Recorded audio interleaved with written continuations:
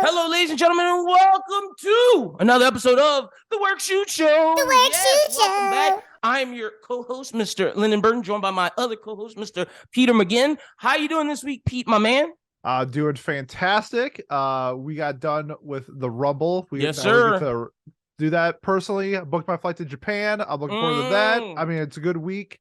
Had a good week of wrestling. I'm looking forward to talking about it. I'm with you. It was a great weekend of wrestling. I had not as much work to do this week, so it was chill. This week's my girlfriend's birthday week, so nice. Later this weekend she has a party that her friends throwing for at her house, and then on her birthday we're going to eat at. So have you heard of Top Chef before? Of course. Okay, look, don't say it like that, because some people I've told this to are like, I've never heard of Top Chef, and I'm like, huh? Because they're Food Network people or they're Gordon Ramsay people, and that's not really what Top Chef is. Top Chef is like, I would say, since Iron Chef, Top Chef is the most realistic and actual culinary cooking competition, where the other ones are bullshit. But you know who Tom Colicchio is then?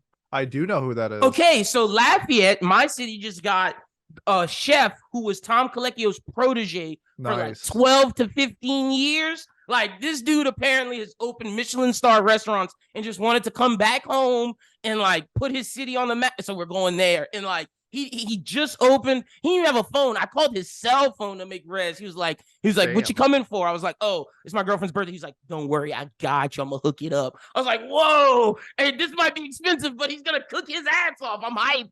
That's sick. We have something like that in Minnesota, and actually in Minneapolis.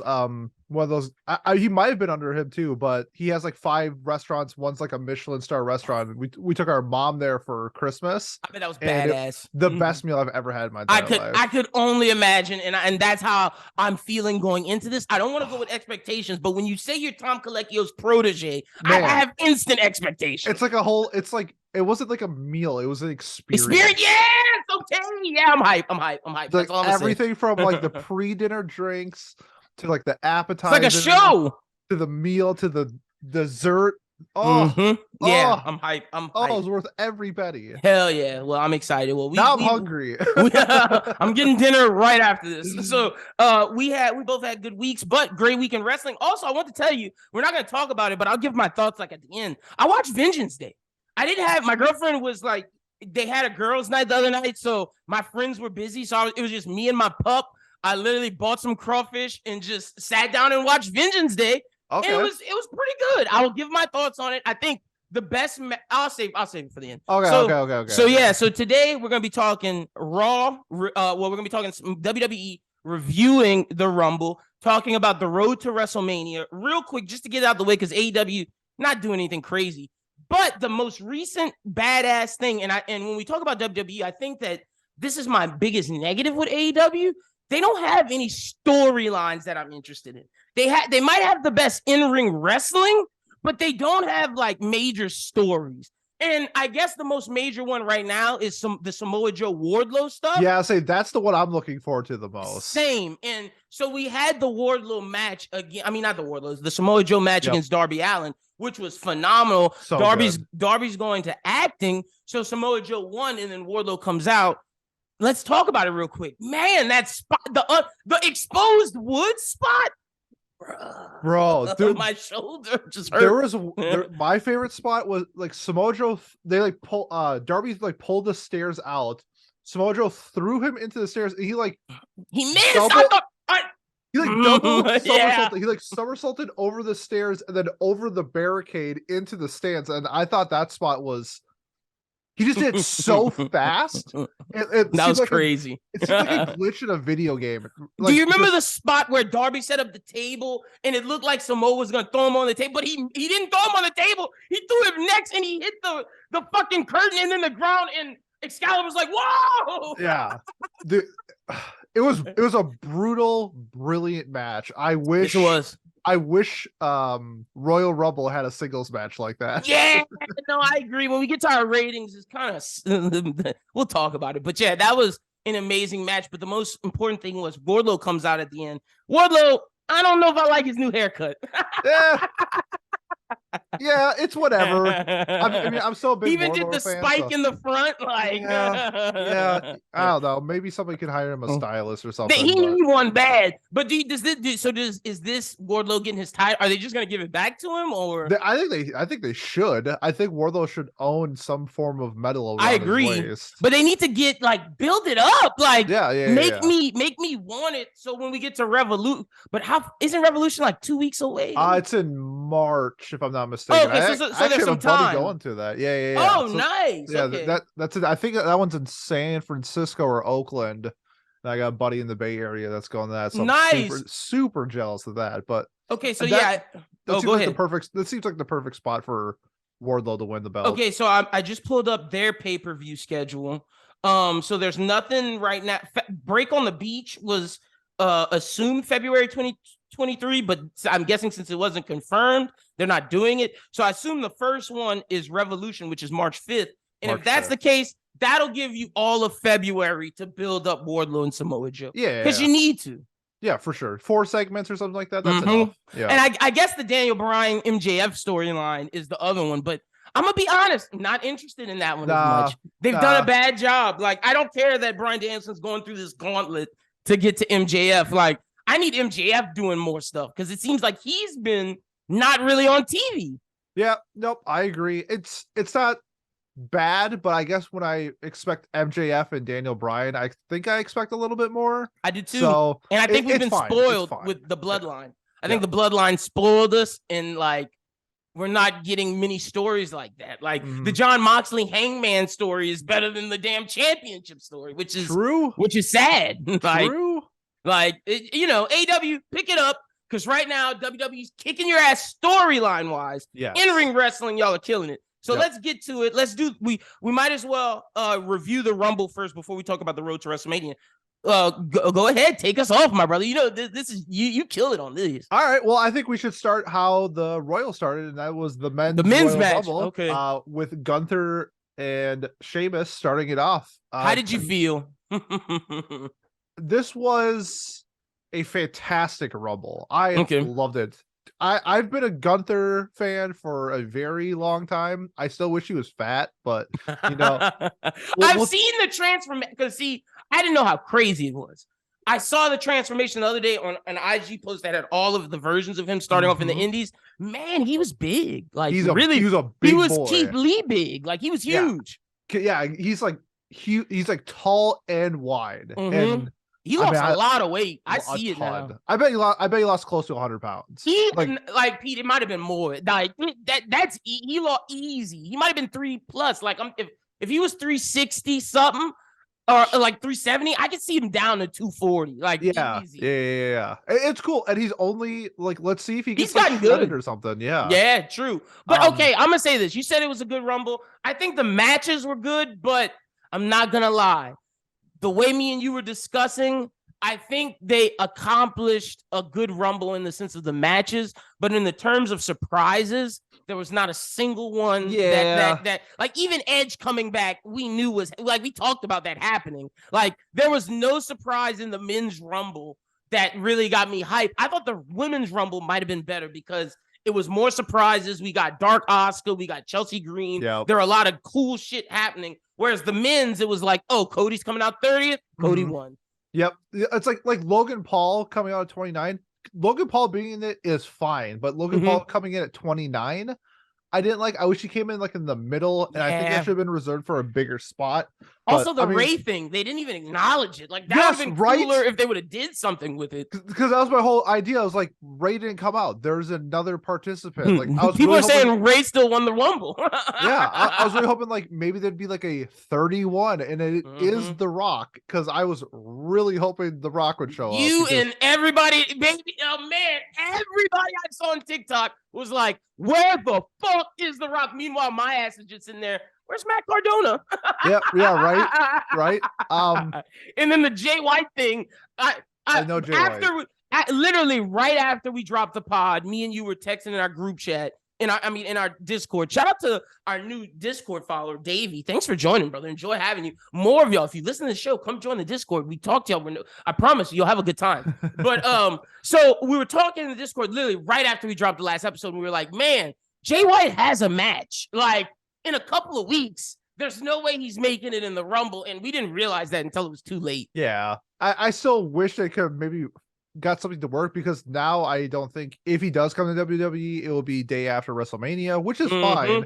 I just wish there was some more spark and pizzazz maybe with this one. Yeah. Because some of the stuff like Edge coming back to feud with Judgment Day again, it's like, all right. I mean, it's fine. We knew the Finn Balor. This should be his retirement match, if you ask me the goddamn truth. Finn Balor should be his final opponent. That way you make this feud so much more impactful. See, I disagree. I think, oh man. Actually, you giving that could be a separate video. I was thinking Randy Orton maybe, but okay. He's MIA for a while. Yeah, we don't know when Randy coming back.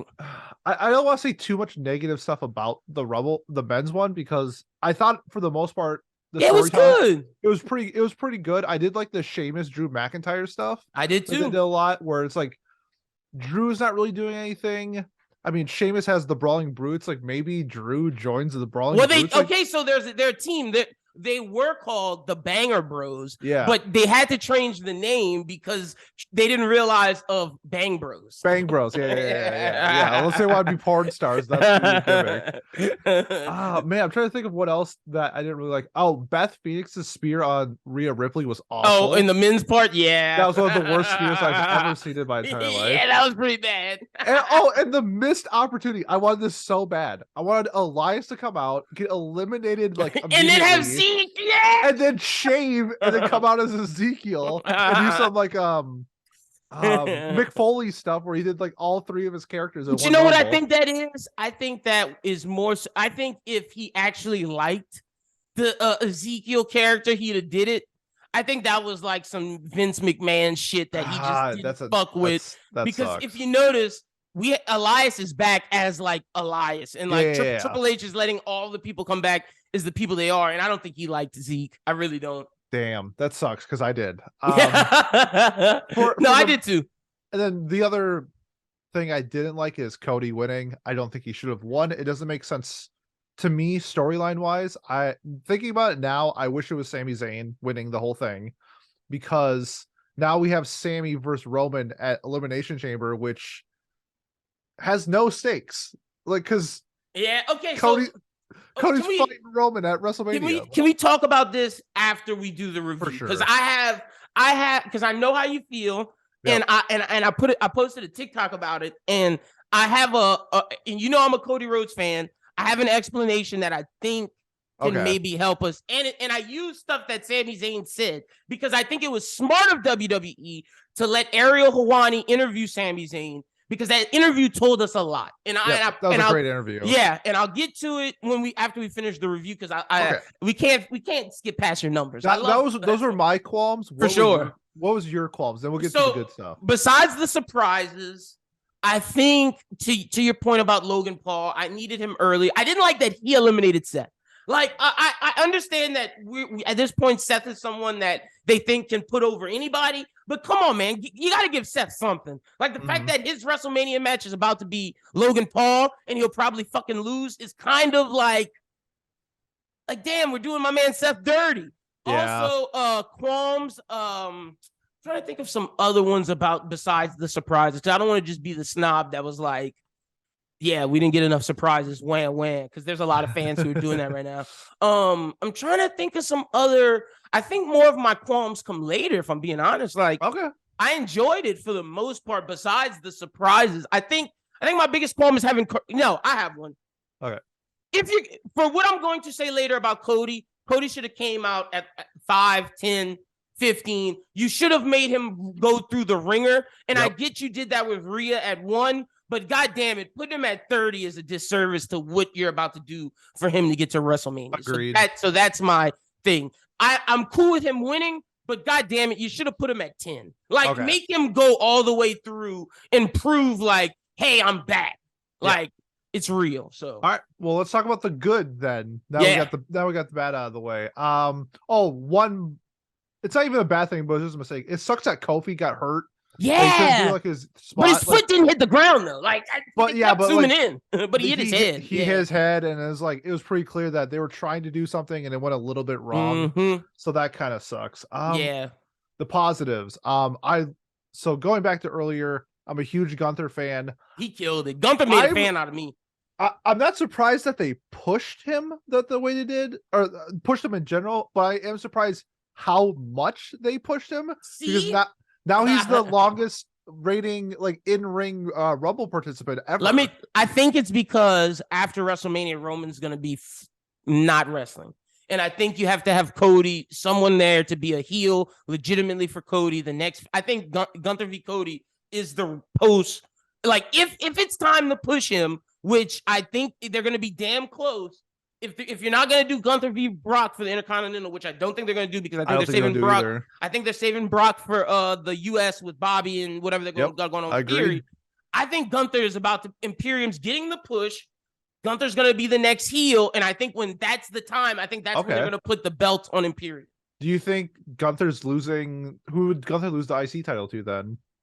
Sheamus, and get the full. Oh yeah. Get the so Sheamus can have won all the belts. Yep, I have no qualms with that. And then I think Sheamus and Drew are going to challenge Imperium for those USO belts that will be vacated by the time we get to what I'm talking about. Okay, cool. I like that a lot. My favorite thing actually in this entire Rumble, it might be a surprise, and I don't know how much people enjoyed it, but I love the fact that Brock Lesnar lasts 2.5 minutes. Yes, me too. And I loved, and funny enough, I found out that this was a shoot. No one knew everything he did after. No one knew that he was going to do that. Everyone was like, what the fuck? Brock's going crazy. Like, Baron Corbin did not know he was about to get tackled.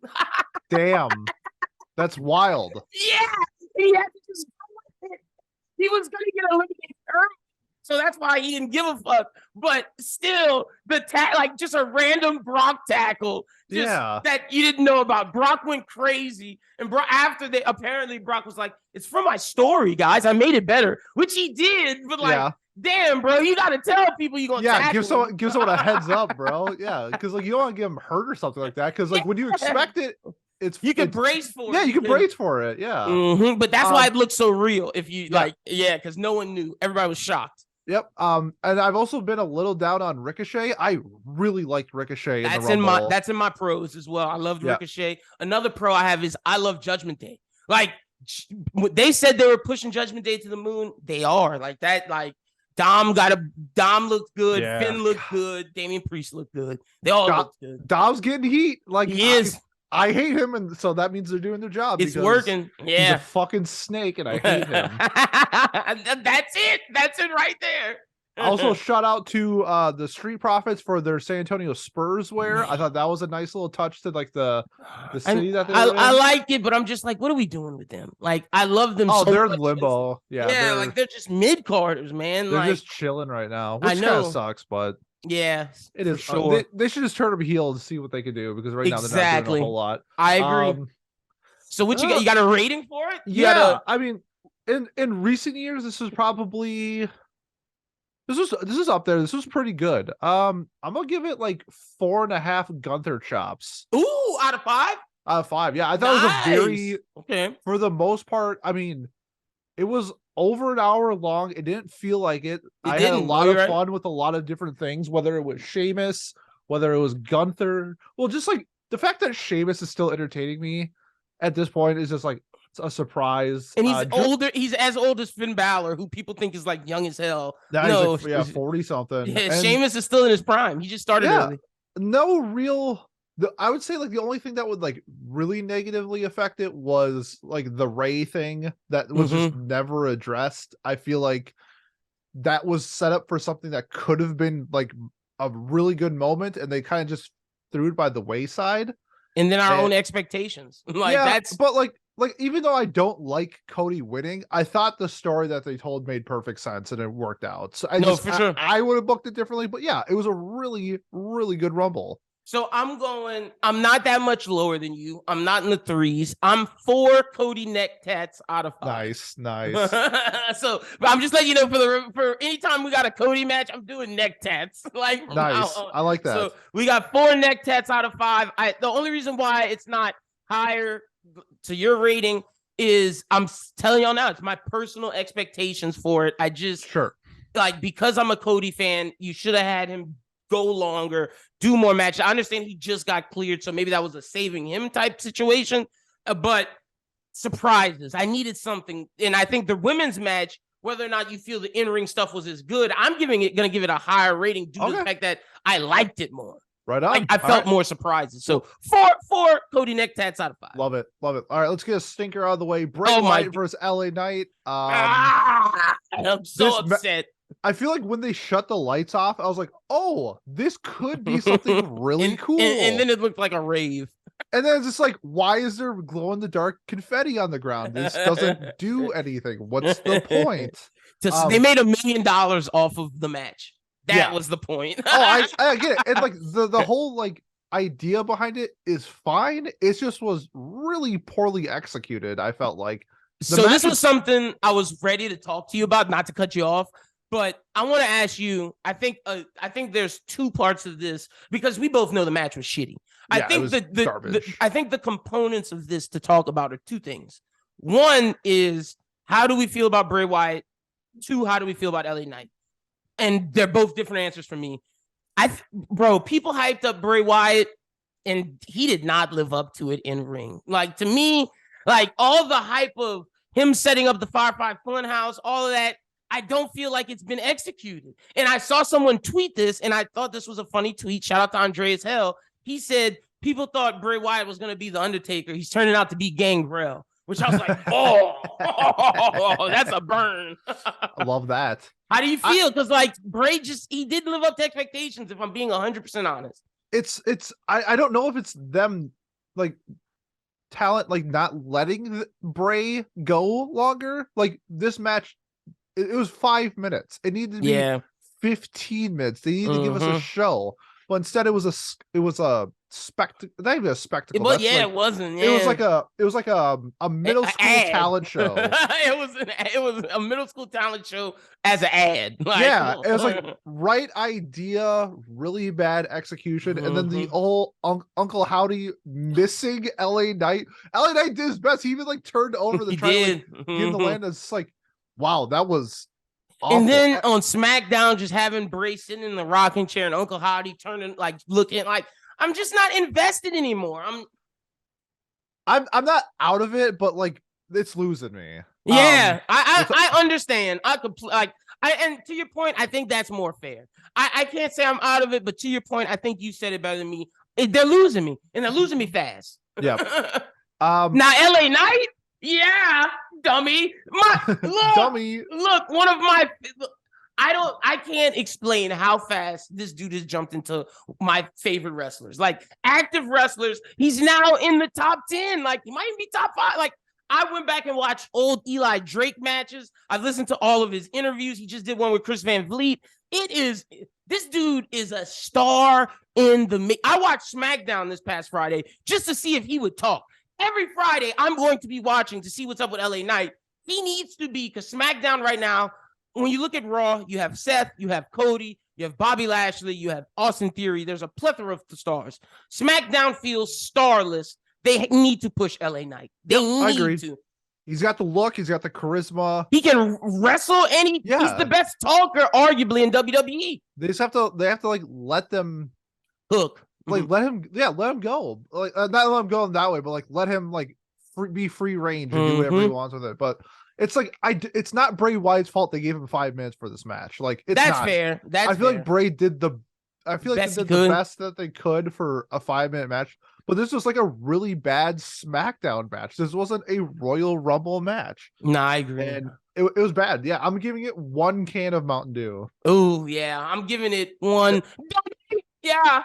Dummy. Yeah. Whoever made this match, dummy. Yeah. No, for sure.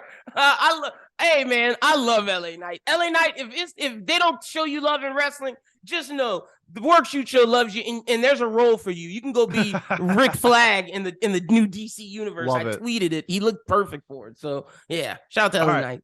A slightly better but still awful match. Bianca versus Alexa. Oh my gosh. I hated this too. Both Alexa, great matches were just bad. it's Bianca is just this athletic specimen, this alpha woman who's capable of doing everything. And Alexa is not. She's slow. She's so slow. To say she's younger than Bianca too, like she might be out of her. I saw someone tweet this. They said Alexa's prime might have been between 2015 and 2017. They said she might be out of her prime now. I mean, it's good that they're giving her something else to do with what other than what she has going right now, because it's bad. Like, yeah, at no point in that match was I worried for Bianca Belair. Never. And like Alexa missed, I think she botched her springboard backstand move that she normally does, and it just looks so. And then when she did land it, it was like it was bad, underwhelming. Yeah. And if we're gonna be mean to Ronda Rousey, you got to keep that same energy to Alexa Bliss, because that was not good. The only difference is I think Alexa Bliss in real life is a good person. Facts. And she actually cares. Like, she actually, you can see whether or not she botches or miss, in your heart of hearts, she cares about what she's doing. And but Alexa needs to get out of the picture for the title. This needs to now be Bianca, I think, versus Asuka at WrestleMania. That's where I was going, because they missed. I just don't know why when you get handed a golden goose to get golden eggs, you prefer taking ostrich eggs. Like, oh, here's some gold eggs. Rhea Ripley, Bianca Belair, new John Cena and Edge, new John Cena, Randy Orton, a real heel for Bianca, and yet you don't give it to her. I think they're saving it because they understand that SmackDown Charlotte is just not it. So let's push Rhea and get her on top, Bianca. And then, honestly, you know what I think? I think they're going to try to do a Roman Reigns undisputed title type thing with Bianca and Rhea, because I don't know why you wouldn't battle them. But to your point, Dark Asuka's incredible. That's who she's got to battle. I think if we're talking like long term, I think it's okay if Bianca loses to Asuka and then they can feud for a while. I agree. Like Asuka is she's great in the ring. She's like a 2 or 3 time champion. Her new persona is incredible. Yeah, it's getting numbers, it's getting views, and that's what you want.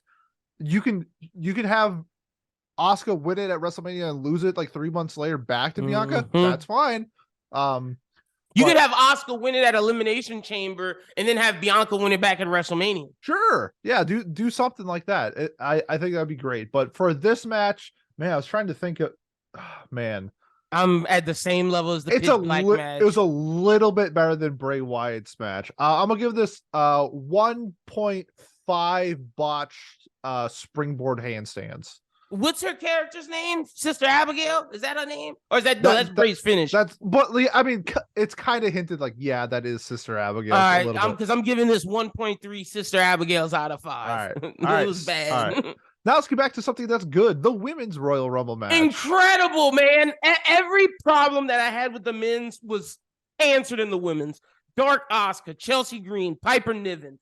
It felt like, oh, damn, you don't know who's going to come next. And that felt like a Royal Rumble to me. Yeah. Like in terms of the surprises. For sure. I'm going to pat myself on the back because we both picked Rhea, but my like dark horse / whatever pick was Liv Morgan. And you were right. You were right. An hour with Liv Morgan. They showed that this upcoming year, after Charlotte, whatever happens with Charlotte, the 4 women who are going to be important are Bianca, Rhea, Liv, Dark Asuka. Yeah, because Bailey's going to feud with Becky for however long they They might even, once Charlotte loses, they might throw Charlotte in that mix. Like it might just be those 3 feuding and then have the 4 that we named as like the people competing for the belt. I'd be cool with that. Me too. I thought it was, even though it was a little silly, but I did thought it was kind of funny. The Michelle McCool, they showed her the stands like before, and then in the men's match, and then she gets called, and she's like, "I guess I'm wrestling now." I thought that I was liked really it. fun. That was really it. fun. Yeah. Also, I have if we could buy stock into like up and coming wrestlers, there's one person that stuck out to me in this match. Say it. What's her name? Zoe Stark. Oh, I thought you didn't say who I thought. Okay, no, I thought Zoe Stark killed it. I love her look. She was very athletic, very fast. Let me She's look in her there up because for I don't even remember who she was. Yeah, she was number 13. She was in there for 26 and a half minutes. Oh, damn. I was okay, this girl. Yeah, she killed it. She did. Yeah, she lasted 22. Oh, she's jacked. I didn't even realize. Yeah, she lasted 22 minutes longer than the actual NXT champion. So I was about to say, okay, the NXT champion this weekend to me had the best match, and I was gonna save it for Vengeance Day. Okay, but I love her. Yeah. I love the NXT champion, and I can't think of her name right now. Roxanne Perez. Okay, wait, Roxanne Perez, sorry. Is that her? Or I thought it was. Hold on, isn't Roxanne Perez the bigger girl? No, that's Raquel Rodriguez. Raquel, okay, yeah, no, you're right. Roxanne Perez, bro, what she did against Gigi Dolan and the other Toxic Attraction girl in the NXT Vengeance Day, she proved how good of a wrestler she was. And I'm telling you, she had a better match than Braun Breaker. You know how much I love Carmelo Hayes. Yep. She had a better match than him. She was incredible. I am a big Roxanne Perez fan. Okay. My biggest qualm though with the women's match, even more than Ray being addressed, is why the fuck did they bring Nia Jax back? Nobody likes Nia Jax. It's not even Nuclear Heat. She is an awful person. And I thought they were gonna make bloodline references because she had bloodline colors on, and she even had the same pattern as Roman. I don't think they even. I think she did that on her own to try to be like, yeah, I'm bloodline too. No, I don't think so. I just don't like her. It's not like Dominic, where like Dominic is a snake and I hate his character. No, you just personally don't like this person. I do not like Nia like, Jax. That'd be like all. if Ryback was in the Royal Rumble. Like, why the fuck is Ryback here? Yeah, just like this. She's just like anti-vax. She's just like a huge piece of shit to everybody. Mm-hmm. Yeah, that's big time Tyrus energy. No, I'm with you. I hope she doesn't get it. What were your thoughts on Chelsea Green? What was funny was Matt Cardona's commentary on it. He was like, babe, I went to the bathroom and you were gone. Yeah. I thought it was funny. I preferred how they brought her back in Raw, like they brought her Karen character from the Indies, which I like a lot. So the fact that they had her out that fast only enhances the Karen that she's about to be on SmackDown or Raw, wherever she's gonna be at. I think it's Raw with Adam Pearce. Adam Pearce is on both of them, so yeah, that's why I was tripping. But no, on Raw she killed it. So like I'm excited to see what she does. I just thought they used her as humor, but it's gonna benefit her story in the long term. Yep, I agree. I thought Piper Niven was my biggest surprise. Loved Piper. Love that she's back to being Piper, no longer Dewdrop. I hope she's in the elimination chamber. She needs to be. Oh, that'd be sick. She would add like some chaos to it. Yeah, she lasted 28 minutes. They pushed her. Yes, they're doing a really good. I mean, I know she had a world title shot in the past, but she's kind of been out of the scene for a little bit, so it was really nice to see her. For the most part, though, I thought this was a really good. I agree. Rumble. I do like that there wasn't as many. Because like the first women's Royal Rumble was like 15 really old superstars. Yeah, it felt like a lot of young people. And this time it was one. It was like Michelle McCool, and like that was about it, I believe, if I'm not mistaken. I forgot about a con in the men's because you said young people and old people. What the fuck was Booker T in the men's Royal Rumble, bro? Okay, because he's from Houston. Yeah, if the Rumble was in Houston, it would make sense why he would show up. But they're in San Antonio. It's like that should have been Tim Duncan or something. Instantly, like his old ass got in there, and when they threw him over, they had to like make sure they didn't throw him over viciously. And the way he fell, bro, it was just. Yep. Like, now I think so about bad. it. Yep. Now that I think about it, Booker T should have been replaced by Tim Duncan. That should have been Tim Duncan. Or Steve, but see, I feel like they did that because Steve Austin said no. That's what I think. So they could have some hometown Texas person. Mm-hmm. So yeah, but man, I'm trying to think. I mean, to me, it was just like a really solid women's rumble. Rumble. There was like one botch spot at the end with Rhea and Asuka that didn't go perfect, but I thought that Rhea, was it Hurricane Rana, live off for the win? Beautiful. Was just great and devastating. I mean, Liv Morgan got an hour and she eliminated 3 people. Like, I could ask for anything more from Liv. Yeah, but just like give me more Asuka. I think everybody got like a pretty good showing. Yeah, I agree. Nikki Cross eliminating Liv Morgan was a little surprising, just because Nikki Cross has kind of been like Liv Morgan as well. I thought no, Liv Morgan got eliminated by Rhea. I don't. Sorry, Becky? Sorry. You are correct. Yeah. My mistake. Liv Morgan eliminated Nikki Cross. Yeah, there we go. Yeah.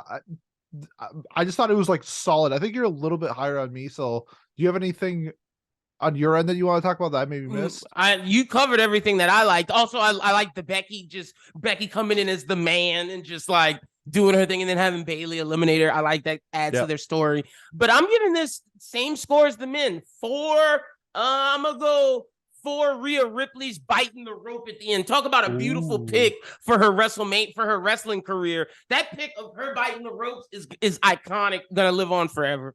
Yeah. I'm gonna give this 4 fuck you Nia Jaxes. I'm with it.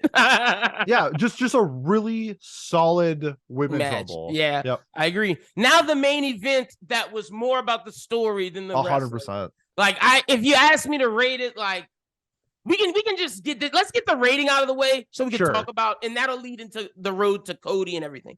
I'm giving this a solid 3 out of 5. Yep, same. It was a fine match. Yeah.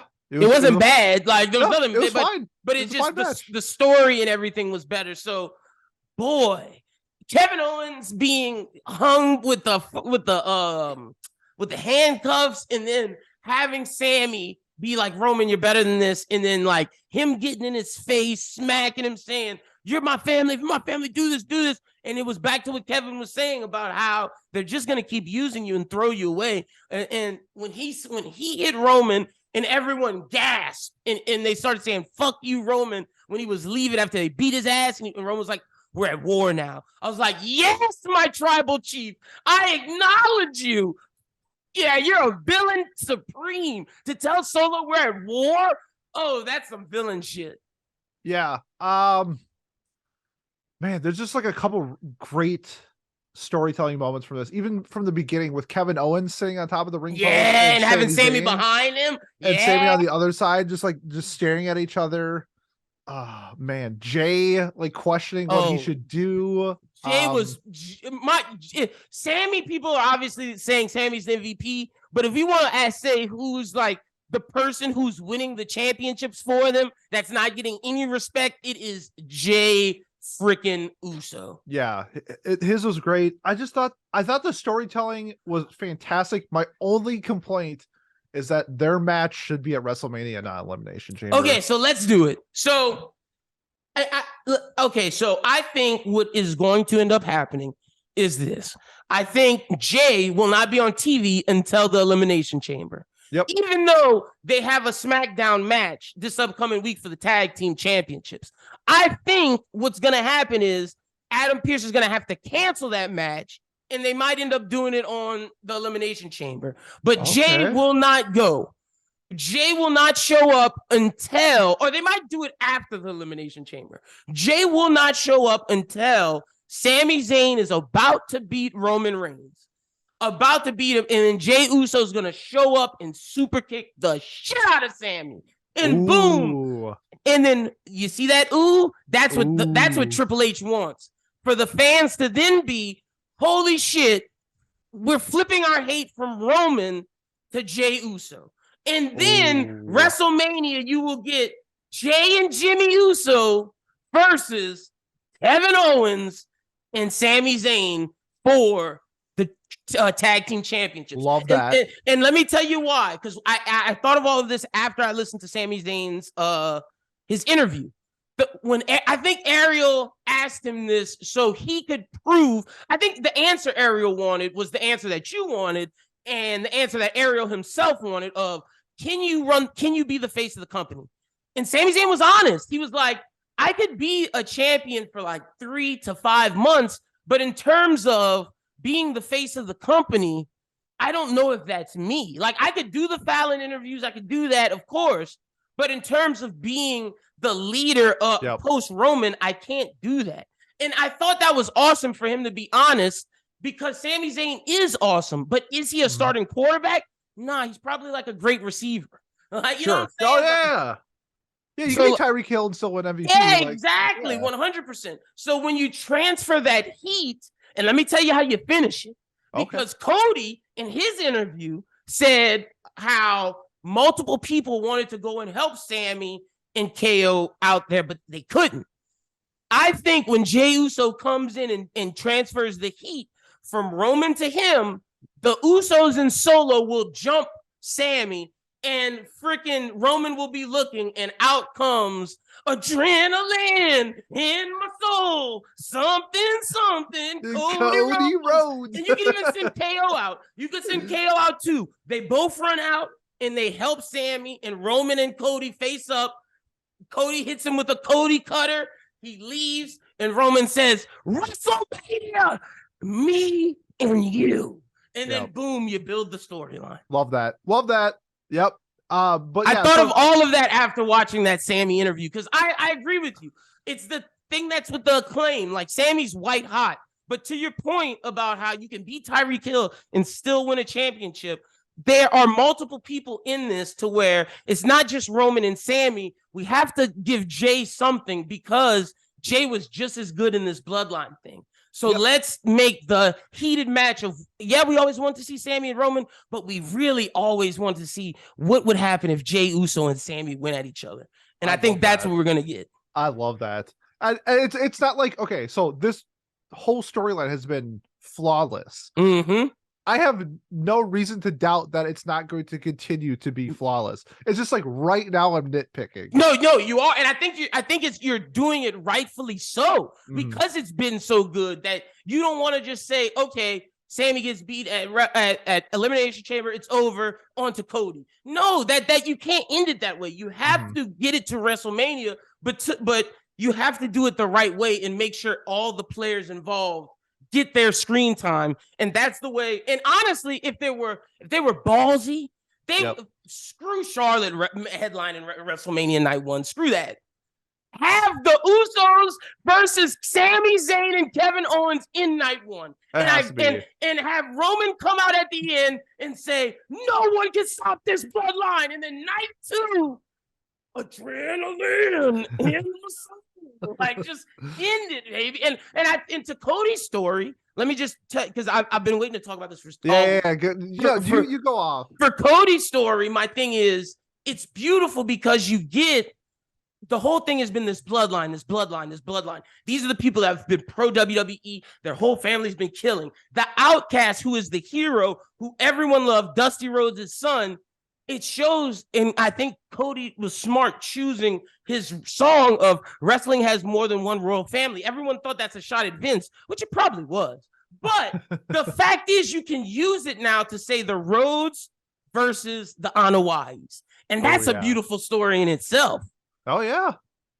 So that's just where I'm at with all of this. I have a feeling that when we do like Elimination Chamber, we're probably going to be talking more about WrestleMania than the actual Elimination Chamber. No, for sure, because it's all leading up to that. Yeah, it's like we know what's like red hot and what we want, and that's the bloodline. And no offense to anybody else, but I'm sorry, you're just currently living in the best storyline maybe ever. Facts. And everybody else is the only thing that's worth talking about for Elimination Chamber is going to be 2 things: Bobby and Brock, and when does Finn Balor versus Edge's Hell in the Cell match? That's all I care about. I think the matches are going to be cool, because Elimination Chamber is like a really fun event. Yeah, badass event. Because you can do shit from like off the top and all that stuff. So I'm looking forward to that conversation, but I'm probably looking forward to the aftermath of it more.